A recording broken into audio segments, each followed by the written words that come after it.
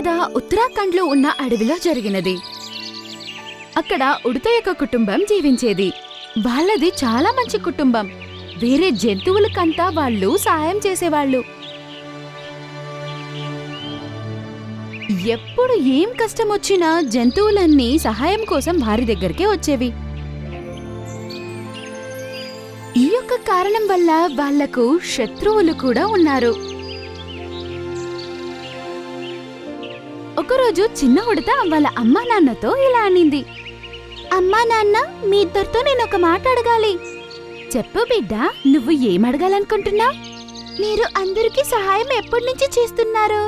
అంటే ఎప్పటి నుంచి మీరు అందరికీ సహాయం చేయడం ప్రారంభించారు అని అడుగుతున్నాను.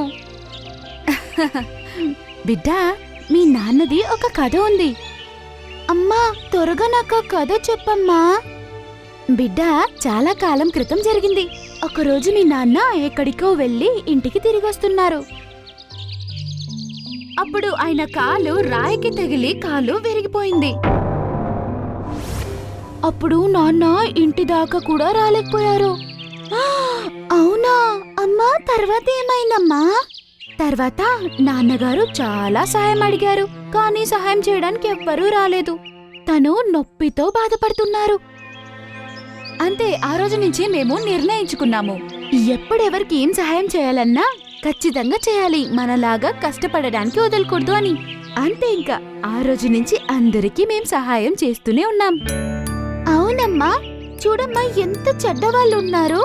పాపం నొప్పిలో బాధపడుతున్న వాళ్ళకి సహాయం చేయకుండా చూసి అలాగే వెళ్ళిపోతారు. అవును బిడ్డ, ఇప్పుడు అందరూ వాళ్ళ పనిలో వాళ్ళు బిజీ అయిపోయారు. ప్రజలు స్వార్థంతో ఉన్నారు. అందుకే మేమందరికీ సహాయం చేస్తున్నాం. మరియు అప్పటినుంచి అందరూ మమ్మల్ని ప్రేమించడం ప్రారంభించారు. మరియు కొన్ని అనాథ పిల్లల్ని కూడా నాన్న తనతోనే ఉంచుకుంటారు మరియు తన పిల్లల్లాగే ప్రేమను పంచుతారు. అమ్మా, ఇదెంత మంచి విషయం కదా. నాన్న అనాథ పిల్లలను తనతోనే ఉంచుకుంటారు. వాళ్ళు ఒంటరిగా ఉండక్కర్లేదు కదా.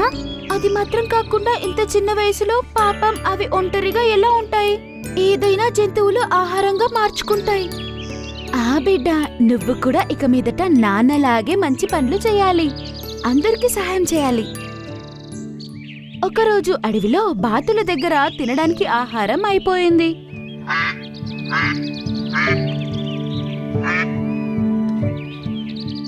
అప్పుడు అవి చిల్బులి ఉడత ఇంటికి అడగడానికి వచ్చాయి. చిల్బులి ఉడత వాళ్ళ అమ్మ, మా దగ్గర ఆహారం అయిపోయింది మరియు మాకు ఒంట్లో బాలేదు, అందువల్ల మేము ఆహారం తీసుకురాలేకపోతున్నాం. దయచేసి మాకు తినడానికి ఏవైనా ఇవ్వగలరా? అప్పుడు చిల్బులి ఉడత వాళ్ళ అమ్మ ఇలా అన్నారు. హా గిలిగిలి బాతు, నీకు ఖచ్చితంగా సహాయం చేస్తాం. బాతులు ఆహారం తీసుకుని వెళ్ళిపోతాయి మరియు చాలా సంతోషంగా ఉన్నాయి. మరియు అదే అడవిలో మంచి జంతువులతో పాటు చెడ్డ జంతువులు కూడా ఉన్నాయి. చిల్బులి కుటుంబంని చూస్తే వాళ్లకు ఇష్టమే ఉండదు. ఇంకా ఆ పిల్లి మరియు నెమలి, ఒకదాని పేరు నాటి, ఇంకో దాని పేరు టిక్లీ. ఇద్దరికి చిల్బులి వాళ్ళ కుటుంబం అంటే నచ్చదు. ఇద్దరూ చేరి వాళ్ళకి వ్యతిరేకంగా ఒక పన్నాగం పన్నారు. అక్క, ఈ చిల్బులి ఉడత ఉంది కదా, వాళ్ళ కుటుంబం చాలా ఇబ్బంది పెడుతున్నారు. అందరికీ సహాయం చేస్తారు, అందుకు అందరూ వాళ్ళనే ప్రేమిస్తారు. నేనొక నెమలిని, అయినా వేరే జంతువులకి నేనంటే ఇష్టం లేదు.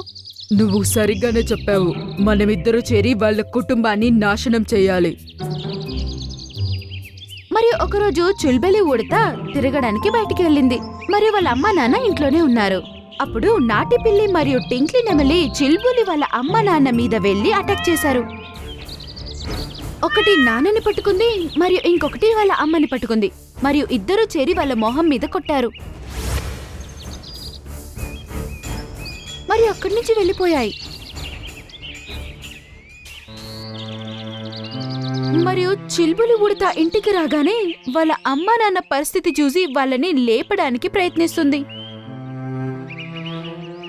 అమ్మా నాన్న, లేవండి, మీకు ఏమైంది? మీరు బానే ఉన్నారు కదా?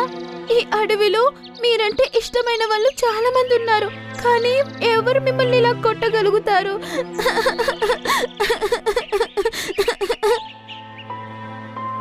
చిల్బులి ఉడత చాలా ఏడుస్తుంది. వాళ్ళు చనిపోయారు అని తెలిసిన వెంటనే అడవిలో ఉన్న జంతువులన్నీ చిల్బులి ఉడతకి ఓదార్చడానికి వచ్చాయి. బోని పక్షి, కాలు కాకి, నట్కట్ కోతి. చిల్బులి ఉడత, ఇదంతా ఎలా జరిగింది?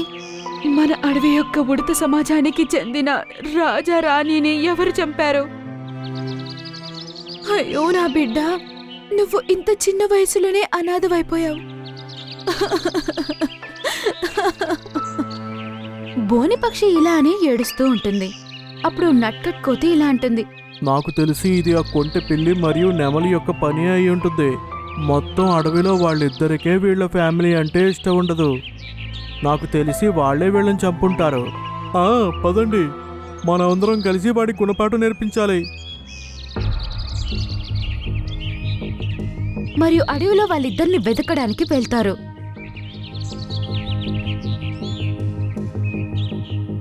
మరియు వాళ్ళిద్దరూ ఒక గుహలోకి వెళ్లి కూర్చుంటారు. టింక్లీ నెమలికి మరియు నాటి పిల్లికి వాళ్ళందరూ వీళ్ళని వెతుక్కుని రావడం తెలిసిపోయింది. టింక్లీ నెమలి, వాళ్ళందరికీ మనం చేసిన పని తెలిసిపోయింది అని అనుకుంటున్నాను. మనమిద్దరం చేరి చుల్బులి ఉడతని అనాథ చేశాము. వాళ్ళు మనల్ని చంపడానికి వస్తున్నారు. హా, నువ్వు కరెక్ట్ గానే చెప్తున్నావు. రా, ఈ అడవి వదిలేసి వెళ్ళిపోదాం. వాళ్ళిద్దరూ వెళ్ళిపోవడానికి నిర్ణయించుకున్నారు. జంతువులన్నీ త్వరగా వాళ్ళ గుహలోకి వచ్చేశాయి మరియు వాళ్ళు బయటికి వెళ్లే ప్రసక్తే లేదు. నల్లకాకి, నీ ముక్కుతో వాళ్ళని పొడిచి పొడిచి చంపేయి. మరియు జంతువులన్నీ వాళ్ళని కొట్టడానికి వెళ్ళాయి. అప్పుడు చిల్బులి ఉడతకి ఇది కరెక్ట్ అనిపించలేదు. అప్పుడు అది ఇలా అంటుంది. వద్దు, నేను వీళ్ళని చంపి మా అమ్మా నాన్న చావుకి ప్రతీకారం తీర్చుకోలేను. మా అమ్మా నాన్న నాకు మంచిని నేర్పించారు. ఈ రోజు నేను అనాథయ్యానంటే వీళ్ళ వల్లే. నేను ఒకవేళ వీళ్ళకి చెడు చేశాననుకో, అప్పుడు వీళ్లకు నాకు ఏం వ్యత్యాసం ఉంటుంది? మమ్మల్ని క్షమించి చుల్బులి ఉడత. మేము మీ అమ్మా నాన్నని చంపి చాలా పెద్ద తప్పు చేశాము. హా, నన్ను కూడా క్షమించు. వాళ్ళని చూస్తే మాకు కడుపు మంట. ఎందుకంటే అడవిలో ఉన్న జంతువులన్నీ వాళ్ళంటేనే ఇష్టపడేవి. అది మాకు నచ్చేదే కాదు. అందుకే కోపంలో మేము ఇలా చేసేశాము. మరియు చిల్బులి ఉడత వాళ్ళని క్షమించింది. అది అనాథైపోయింది. కానీ అమ్మ నాన్న నేర్పించిన మాటలు బాగా గుర్తున్నాయి. అది బోని పక్షితో పాటు ఉంటూ ఉంది. బోని పక్షి వాళ్ళని బాగా చూసుకునేది. చిల్బులి ఉడత కూడా వాళ్ళ అమ్మ నాన్నలాగే అందరికీ సహాయం చేసేది. ఈ కథలో నుండి మనం ఏం నేర్చుకున్నామంటే, చెడ్డ వాళ్ళకి మనం చెడు చెయ్యకూడదు. వాళ్ళకి పాఠం నేర్పించడానికి వేరే దారి కూడా ఉంటుంది. ఒకవేళ చెడ్డ వాళ్ళకు మనం చెడు చేశామనుకోండి, మనకు వాళ్లకు వ్యత్యాసం ఉండదు. అంతే, ఈ విషయాన్ని మనం బాగా అర్థం చేసుకోవాలి.